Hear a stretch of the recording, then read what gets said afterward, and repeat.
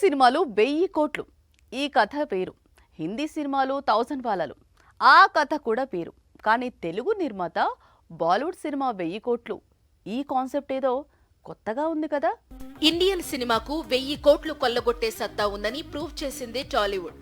అది బాహుబలి 2 మూవీతో నిరూపించింది.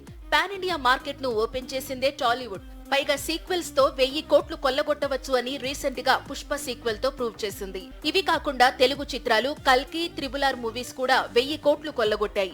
బాలీవుడ్ పఠాన్, జవాన్ లాంటి చిత్రాలతో 1000 కోట్లను చూసింది.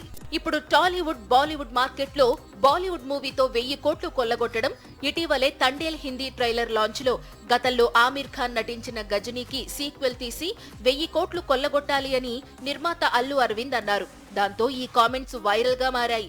బాలీవుడ్ హీరోలతో బాలీవుడ్ సీక్వెల్స్ తీసి బాలీవుడ్ లో 1000 కోట్లు కొల్లగొట్టడం అనేది టాలీవుడ్ నెక్స్ట్ టార్గెట్ గా కనిపిస్తోంది.